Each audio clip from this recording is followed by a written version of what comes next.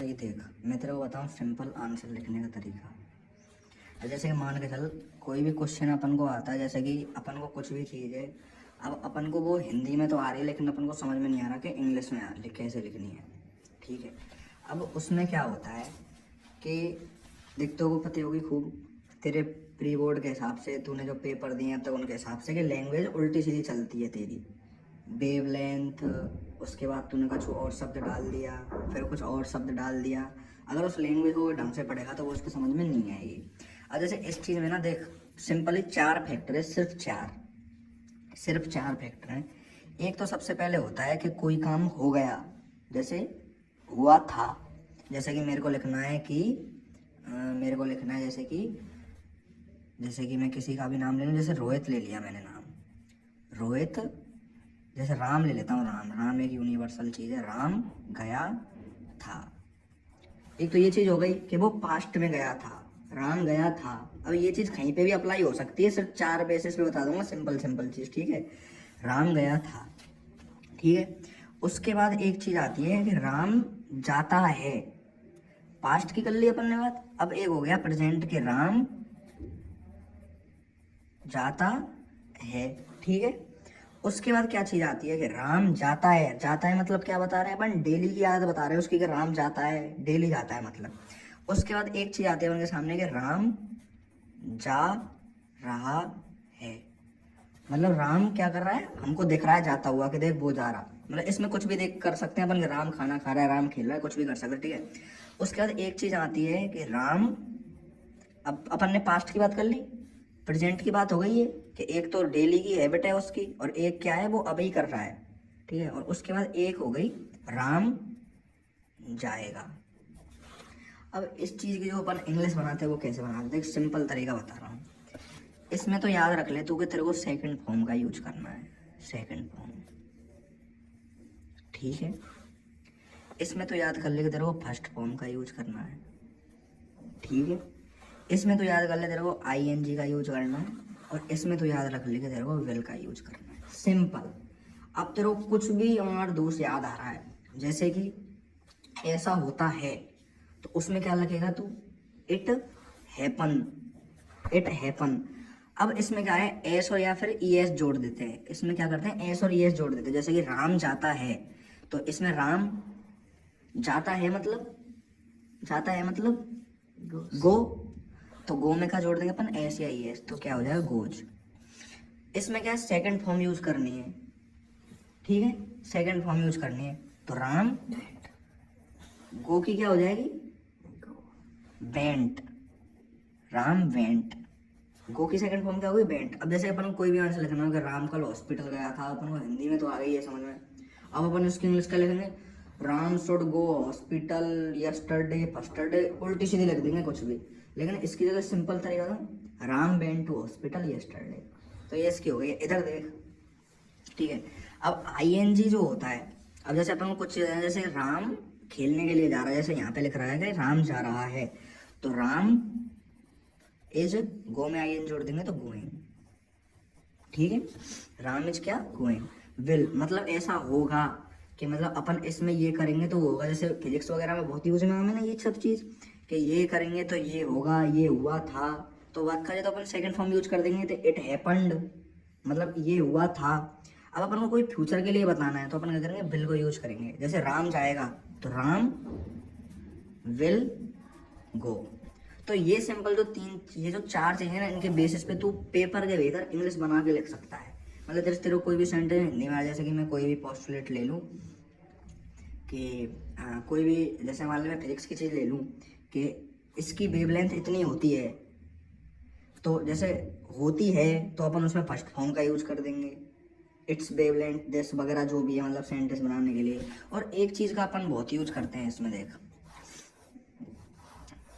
कि उसने कहा था, जैसे उसके पास कोई चीज़ है, तो होने के लिए मतलब ऐसा होता है, तो उसके लिए तो हैपन का यूज करते हैं। अब जैसे मेरे को मान के मेरे को कुछ बताना है कि राम के पास क्या है, राम के पास क्या है, कार है।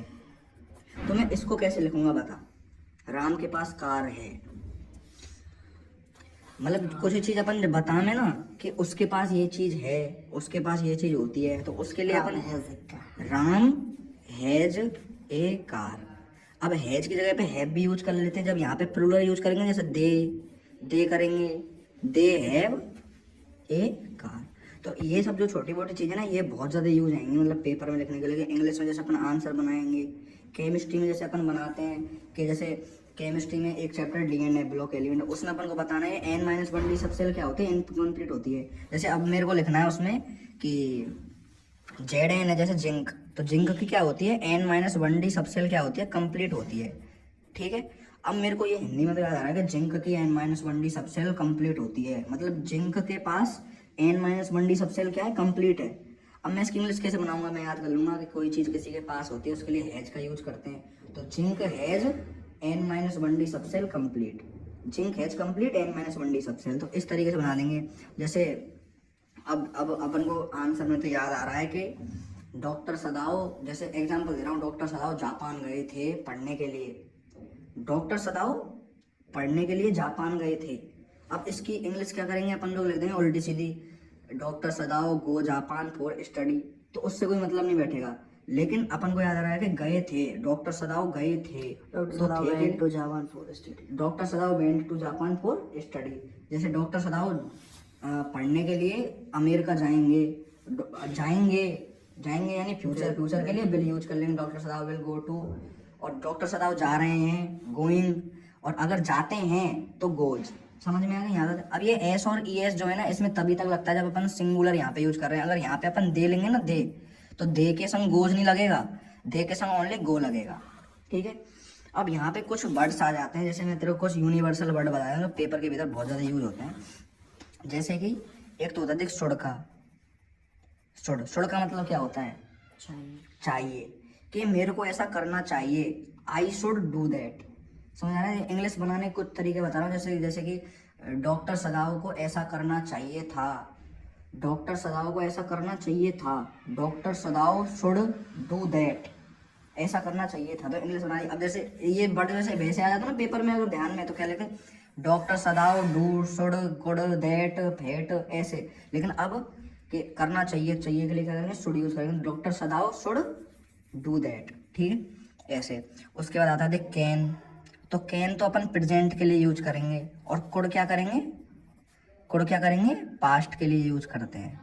ठीक है, ये तो कैन तो अपन प्रेजेंट के लिए यूज करते हैं, कुड पास्ट के लिए यूज करते हैं। जैसे कि मैं एक बेंच को उठा सकता हूँ, I can bench lift, I can lift A bench, sorry, I can lift A bench.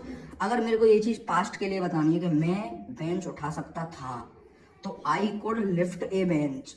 जैसे अगर अपन को, जैसे इंग्लिश में चैप्टर है वो डॉक्टर सदाव, तो उनके पास वो एनीमी आता है एक, तो डॉक्टर सदाव उस एनीमी को क्या कर सकते थे, सोल्जर्स को दे सकते थे।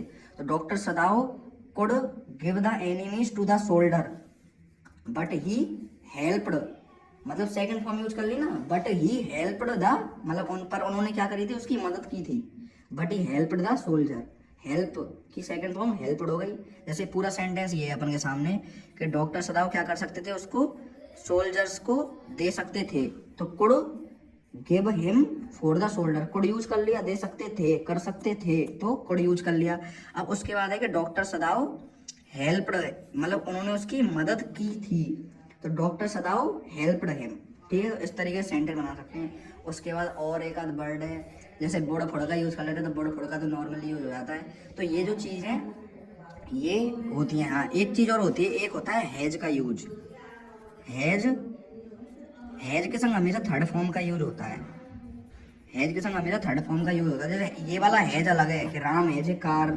ठीक है, अगर मेरे को कोई काम बताना है कि मैंने अभी अभी किया है जस्ट, कि मैं ये काम कर चुका हूँ, तो I have done this work.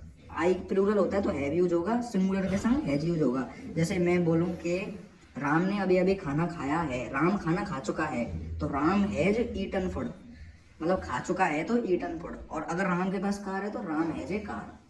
तो ये इस तरीके से कुछ बेसिक चीज़ें जिनका यूज करके अपन क्या लिखनी है। जैसे पास्ट के लिए तो सेकंड, सिंपल याद है, पास्ट के लिए सेकंड फॉर्म, हेल्प की हेल्प्ड, गो की वेंट, कम की केम, ईट की तो ईट ही होती है, पुट की पुटी होती है। ठीक है, तो ये पास्ट के लिए तो सेकंड फॉर्म का यूज करना है, सीधी सी बात है। प्रेजेंट के लिए फर्स्ट फॉर्म का, और कोई प्रेजेंट कंटिन्यूस मतलब कर ही रहा है तेरी आंखों के सामने, के वह दौड़ रहा है तो ही इज रनिंग, और वह दौड़ता है तो ही रन्स, ठीक है। और प्रेजेंट के लिए किसका यूज करना है, बिल का यूज करना है। कोई चीज किसी के पास है तो उसके लिए हैज का यूज करना है, कि he has a car, he has a jewellery वगैरह कुछ भी। और मैं ये काम कर सकता हूँ, आई कैन डू दैट, मैं ये काम कर सकता था, आई कुड डू दैट, मुझे ये काम करना चाहिए, आई शुड डू दैट, ठीक है। और मैं ये काम कर चुका हूँ, आई हैज डन दिस, ठीक है। तो ये सिंपल पूछती है, जैसे तेरे पे कोई आंसर नहीं भी आ रहा तो तेरे में इतनी बुद्धि होनी चाहिए कि मेन शब्दों का यूज करके उस आंसर में कुछ भी रिलेटेड मेरे को याद आ रहा है कि एम एन के पास n-1 डी सबसेल इनकम्प्लीट हो जाती है, तो M N has incomplete n-1 D subcell, ठीक है। उसके पास ये चीज़ होती है, तो उसके लिए अपन इस तरीके से बना के लिख सकें।